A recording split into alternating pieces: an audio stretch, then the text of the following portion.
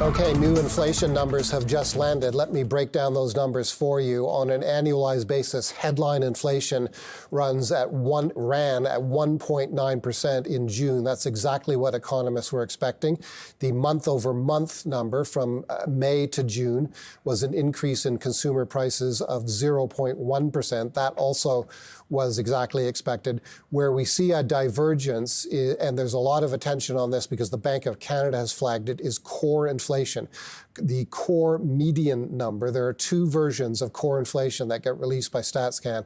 The core median number comes in hotter than expected. 3.1% was the annual pace of core inflation in June. 3.0% was expected by economists. The CPI core trim number, the second version of core inflation, comes in at 3.0%. That is exactly in line with what was expected. So the takeaway here is it's an inline inflation report from StatsCan with the exception of one of the measures of core inflation. And we certainly didn't see core inflation come in softer than expected. I'm quickly going to look at the U.S. numbers as well. U.S. inflation running a little bit hotter than expected. The headline number, 2.7% is the annual pace of inflation in June in the United States. 2.6% was expected.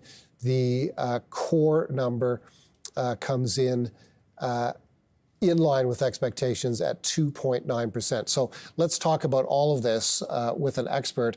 We are joined now by Vinayak Seshasayee. He's Executive Vice President and Portfolio Manager at PIMCO, and he joins us from New York. Vinayak, thank you very much for joining us. Tiff Macklem and the Bank of Canada have made it clear that they're watching core inflation. They want to see it. They want to see it soften before they feel confident that cutting interest rates to stimulate the Canadian economy is the right thing to do. It doesn't look like there's anything here that would tick that box this time around for the Bank of Canada. Would you agree?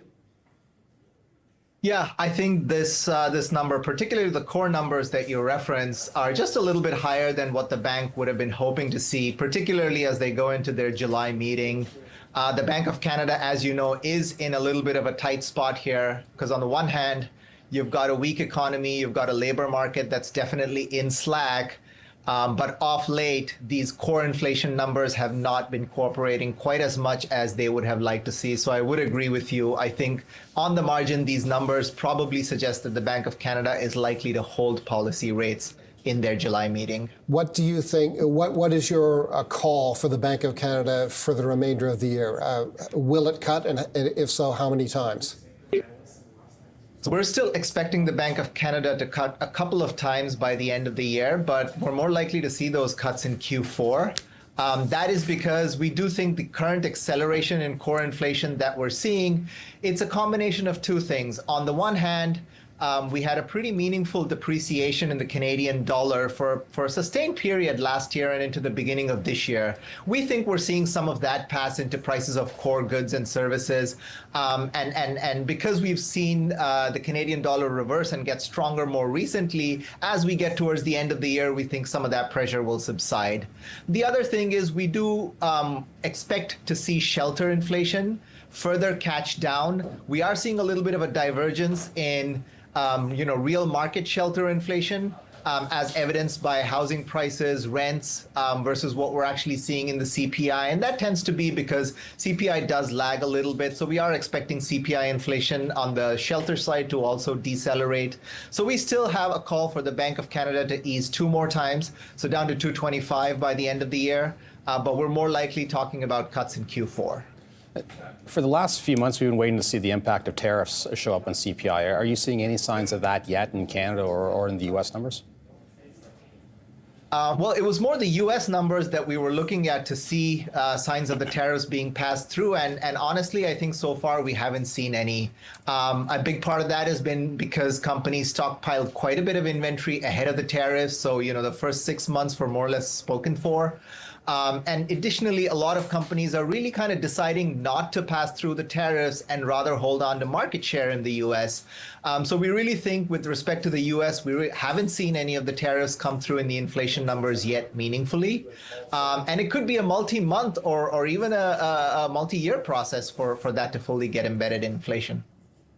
Back to Canada. The Bloomberg News has had a close look at these numbers.